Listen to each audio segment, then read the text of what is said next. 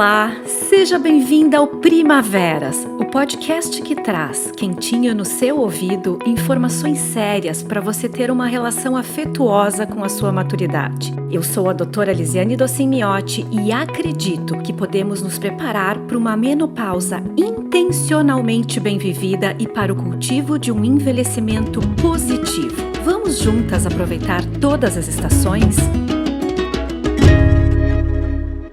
No episódio Primaveras de hoje, vou te contar uma história e quero que você se coloque nela. Por 2 anos eu não dormi bem, nunca uma noite completa. Não tinha descanso. Inquietação e palpitações eram minhas companhias ao cair da noite todos os dias. Isso foi quando eu estava entre meus 48 e 50 anos. Eu então fui ver meu cardiologista. Usei um monitor cardíaco por semanas. Me disseram que não havia nada errado com meu coração, o que é ótimo, mas nem tampouco eu recebi uma explicação sobre o porquê eu me sentia assim. O doutor me prescreveu uma medicação para não permitir que o meu coração acelerasse, mas isso não me fez sentir melhor.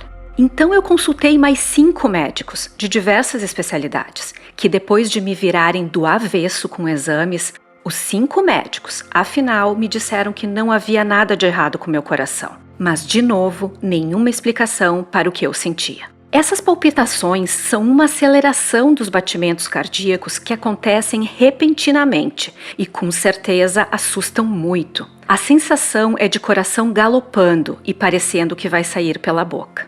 Então, continuei não dormindo e sentindo inquietação e palpitações todas as noites. Esse sintoma de coração disparado acontecia agora durante o dia também, enquanto estava trabalhando, e continuava me assustando cada vez mais, porque dava uma sensação de ataque cardíaco e morte mesmo. Eu tinha todo o dinheiro do mundo e todos queriam resolver o meu problema, mas todos estavam no caminho errado. Essa história é real e aconteceu na vida da poderosa Oprah Winfrey. Você sabe quem é ela? Eu tenho certeza que você já assistiu ela em algum momento, sim, e vai se lembrar.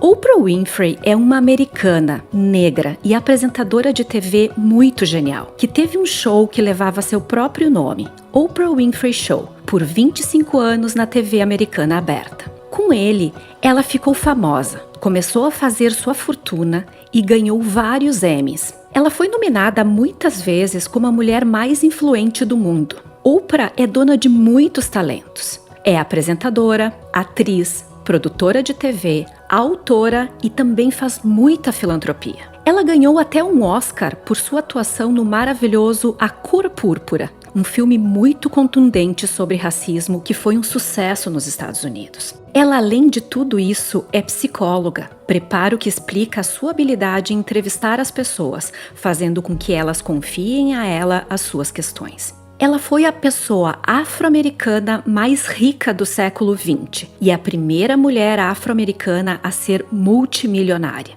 Eu penso nela assim como tendo um dedo de Midas, sabe?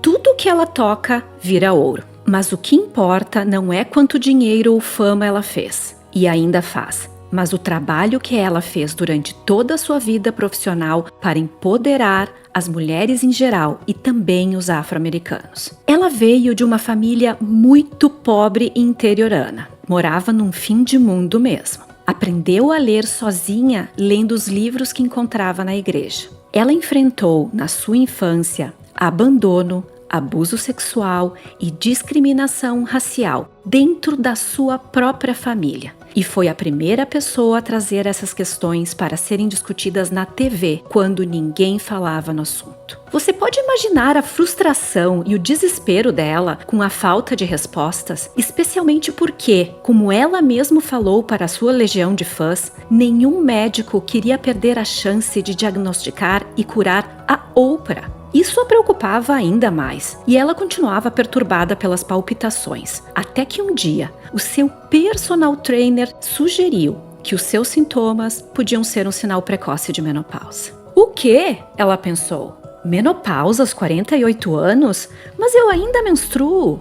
E ela deixou por isso ali naquele momento. Até que uns dias depois, passando por uma sala de espera do estúdio em que gravava os seus programas, se deparou com o livro A Sabedoria da Menopausa, de Christiane Northrup. Um livro daquele tipo, tudo o que você precisa saber sobre, que ficou bem popular aqui nos Estados Unidos. E então, assim que o livro se abriu na sua mão, caiu na página Palpitações, o chamado para despertar do seu coração. E ela tomou isso como um sinal e saiu em busca de entender o seu estado hormonal. Sim, o que ela estava vivendo e que nenhum médico tinha entendido era um sintoma da pré-menopausa. Ela então abriu para o seu público essa experiência que viveu e que serviu de alerta para todas as mulheres e seus médicos.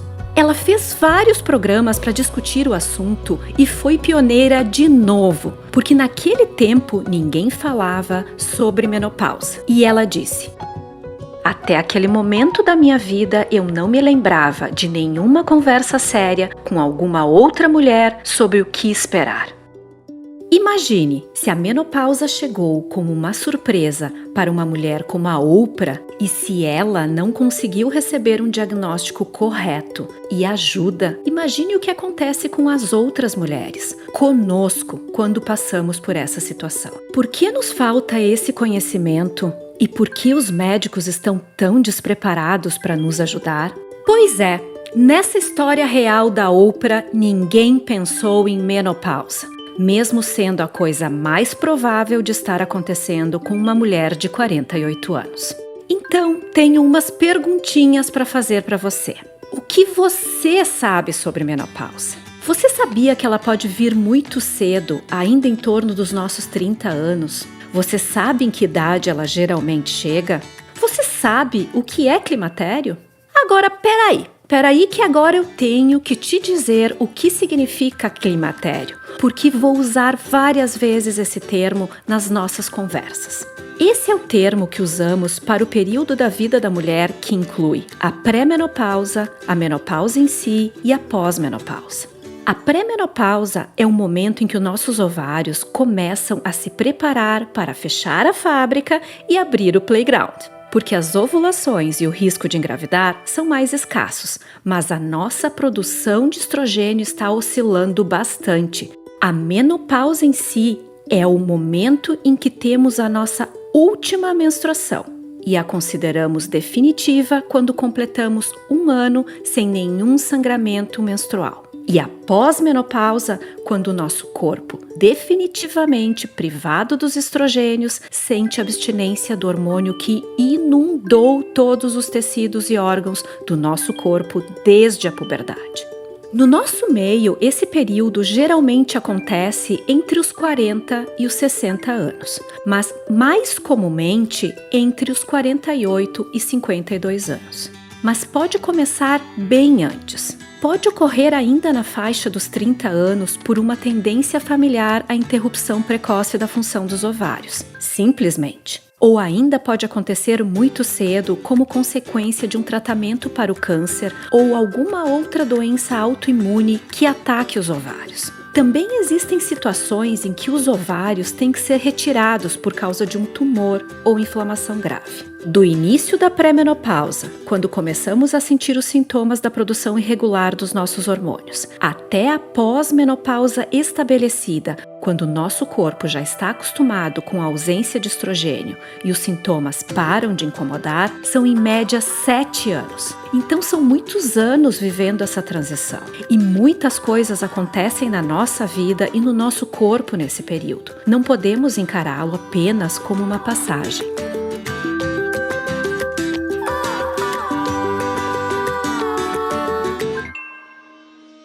Então, eu te contei tudo isso para você entender por que o diagnóstico e o tratamento da menopausa se tornou tão nebuloso, sobre por que não somos educadas sobre o assunto, por que não discutimos o assunto abertamente, por que recebemos informações desencontradas e é tão difícil encontrar respostas claras sobre como lidar com ela.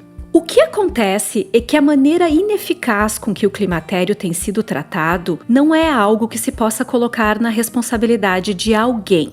Essa falta de reconhecimento é multifatorial e até evolutivo.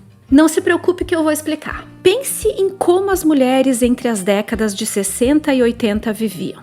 Nessa idade, a rotina delas era mais tranquila. Não que as responsabilidades fossem menores, mas muitas não trabalhavam fora. Muitas, na idade do climatério, já estavam viúvas e, às vezes, já nem tinham mais os filhos em casa. Elas não corriam contra o relógio como fazemos hoje.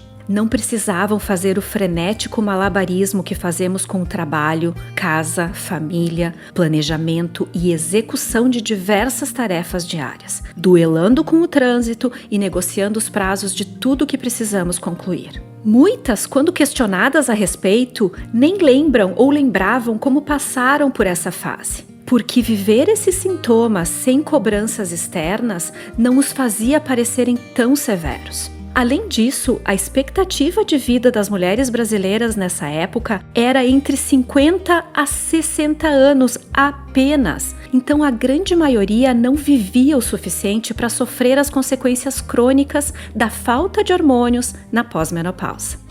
Para as mulheres que passam por esse período agora, em plena produtividade em todos os sentidos, e talvez até vivendo um momento mais repleto de atribuições das nossas vidas, os sintomas causam muitas perdas e sofrimento mesmo, porque prejudicam nossa performance em todas as esferas da nossa existência.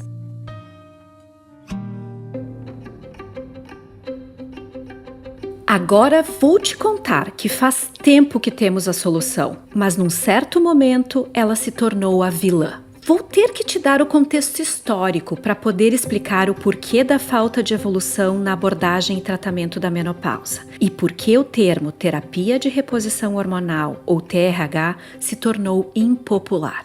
Com certeza você já ouviu esse termo em algum momento e a grande probabilidade é que não esteja tão claro o significado, ou até soe como algo perigoso. Então aí vai.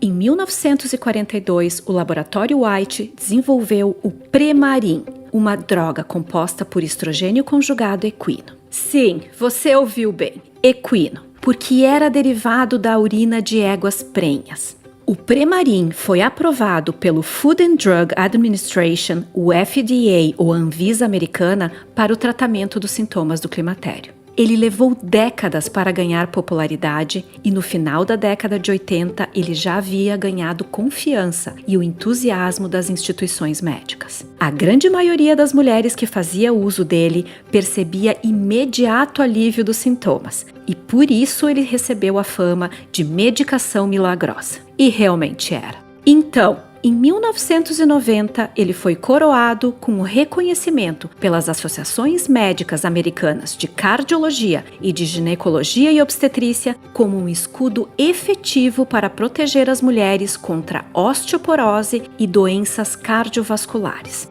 Assim, em 1992, ele se tornou a medicação mais vendida nos Estados Unidos.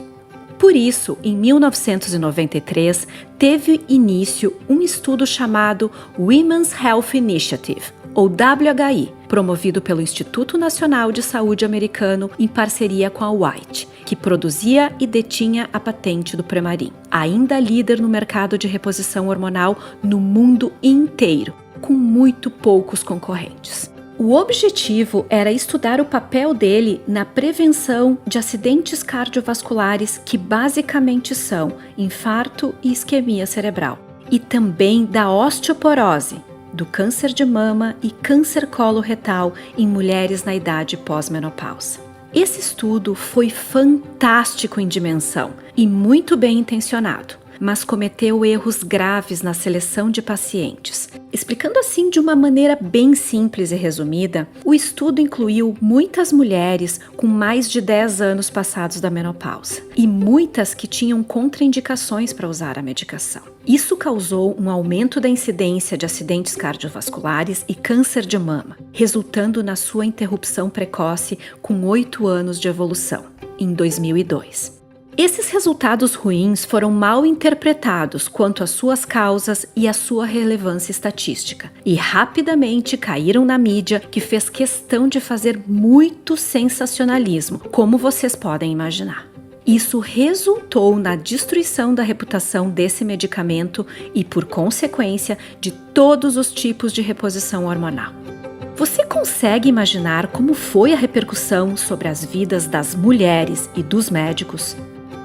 As mulheres e seus médicos foram tomados pelo temor. Muitas que estavam usando pararam por conta após ouvirem e lerem as notícias, e outras foram procuradas pelos seus médicos e orientadas a parar de tomá-lo. E a sua prescrição foi banida dos consultórios por praticamente uma década. Após algum tempo, com todas as informações valiosas colhidas dentro desse mesmo estudo, que foi também muito importante, e com a identificação dos erros e vieses que tinham causado o mal-entendido, o real e significativo efeito protetor da hormonioterapia foi provado. Mas o dano já tinha sido feito, e a confiança não é algo que se recupera com facilidade. A Sociedade Norte-Americana de Menopausa, que na época tinha contraindicado seu uso e declarava que devia ser restrito a situações de sintomas severos e deveria ser usado na mínima dose e pelo menor tempo possível, teve sua orientação caindo por terra. Mas foi, por muitos anos, muito tímida ao se posicionar em defesa da retomada do seu uso. Claro, vocês podem imaginar o quanto delicada essa situação se tornou. Aprovar a volta dos estrogênios para o mercado e incentivar o seu uso? Mas isso sempre me deixou revoltada, porque acho que foi uma covardia a falta de determinação deles. Mas finalmente, para minha satisfação, a mesma Sociedade Norte-Americana de Menopausa agora confirma o quão danoso para a medicina foi esse evento e o reconheceu como o 11 de setembro para as mulheres, como foi dito no penúltimo congresso em outubro de 2020, que eu tive o prazer de atender mesmo virtualmente devido à pandemia. Para vocês terem ideia da repercussão sobre a saúde das mulheres, hoje o CDC, Centro de Controle e Prevenção de Doenças dos Estados Unidos, reconhece que a expectativa de vida das mulheres americanas seria hoje de 3 anos e 3 meses maior se a TRH tivesse sido prescrita durante todos esses anos. As mulheres brasileiras também foram muito afetadas pelos efeitos desse estudo, mesmo que não tivessem tanto conhecimento como as americanas sobre ele. Elas também foram orientadas a parar de usar, e a opção de TRH passou a ser um assunto evitado pelos médicos, e elas começaram a ter incutida em si a ideia de que deveriam passar essa fase naturalmente ou procurando terapias alternativas para enfrentar os sintomas. E aí, você sabe que quando muitos perdem, outros tantos ganham, não é mesmo? Pois é, o mercado farmacêutico aproveitou essa brecha e inundou as farmácias de opções naturais que eram e continuam sendo pouco eficazes e duvidosas. Muitos tipos de terapeutas e muitos charlatães traziam opções alternativas, inclusive alternativas de hormônios chamados falsamente de bioidênticos, como os tais pellets ou chips de beleza. Aqui nos Estados Unidos, isso se tornou um mercado de bilhões de dólares. Além disso, imaginem quanto a venda de medicações para baixar o colesterol, tratar depressão, osteoporose, diabetes tipo 2, hipertensão arterial, insônia aumentou de volume, em variedades cada vez mais sofisticadas e caras. Tudo que os laboratórios farmacêuticos sonhavam. Enquanto isso, as pesquisas sérias sobre novas opções genuínas de fórmulas para reposição hormonal diminuíram em número e velocidade, o que nos fez perder anos de evolução na descoberta de medicações que realmente se assemelhassem com nossos hormônios originais. Fechando esse evento tão destrutivo, seguiram-se anos de falta de educação e treinamento dos médicos sobre a importância de se tratar o climatério e sobre como prescrever a TRH. Isso levou as próximas gerações de mulheres a não serem orientadas a usá-la ou a serem desencorajadas pelos próprios médicos, pela mídia e pela opinião pública. Assim, elas foram condenadas a viver muitos dos anos que poderiam ser os mais produtivos e mais desfrutados de suas vidas, sentindo diversos sintomas. Os fogachos, a insônia e os suores noturnos. As perdas de concentração com prejuízo intelectual afetavam terrivelmente a vida profissional. A vida familiar era muito abalada pelas alterações de humor e sintomas depressivos. A relação conjugal ficava muito frustrada pela indisposição, pela atrofia urogenital e pela falta de interesse sexual. A soma de tudo isso provocava um abalo severo na autoestima das mulheres que, de repente, não se reconheciam mais e viviam uma batalha solitária. É claro que as mulheres experimentam esses sintomas de formas e intensidades diferentes. Muitas têm a sorte de ter sintomas leves, mas o fato é que a grande maioria sofre, e esse sofrimento dura em média 7 anos, que não deveriam ser vividos assim. O que eu quero te dizer, depois de te contar como tudo aconteceu, é que a reposição hormonal é a luz no fim do túnel. Mas, por incrível que possa parecer, atualmente as mulheres que estão vivendo essa fase ainda frequentemente têm que se sujeitar a uma via sacra ou peregrinação por diversos especialistas e fazer inúmeros exames para explorar sintomas que se resolveriam com o tratamento correto do climatério, como aconteceu com a Oprah, por não ter o seu status hormonal investigado, porque ninguém pensou nisso. Agora, acredito que vocês entenderam por que a hormonioterapia para a menopausa ficou tão difamada e por que não deve ser temida. Espero ter trazido à luz as razões pelas quais essa fase tão especial das nossas vidas e que a menina dos meus olhos é tão maltratada. No meu próximo episódio, eu vou iluminar melhor o caminho, explicar a importância de tratar o climatério e por que repercute positivamente sobre o nosso envelhecimento. Vou falar dos seus benefícios, das escolhas e da personalização do tratamento. Fique comigo e compartilhe. Agora, 3 recadinhos para você. 1. Podemos entrar no climatério em qualquer idade da vida adulta, se os nossos ovários começarem a perder sua função ou forem retirados ou inativados por um tratamento para câncer. Mas mais comumente, o climatério ocorre entre os 40 e 60 anos. 2. Os sintomas mais comuns e precoces são a parada ou o espaçamento dos fluxos menstruais, os fogachos, a insônia e a irritabilidade. Mas a lista de sintomas de climatério tem ao menos 25 itens e alguns podem ser menos óbvios, como dores articulares, palpitações e vertigem. Leve as queixas para o seu médico, questione e converse com outras mulheres. 3. Não tema a terapia de reposição hormonal. Ela é a solução para os sintomas da menopausa e, quando bem indicada, não só te faz sentir bem de novo, ela traz inúmeros benefícios a médio e longo prazo. Passe adiante. Aproveite e compartilhe com as mulheres da sua vida. E mais, quero saber o que você pensa. Quero ouvir suas perguntas e seus comentários. Vai lá no Instagram, @doutora Lisiane Miotti, e me deixa um recadinho. Ou ainda pelo e-mail, primaveraspodcast@gmail.com.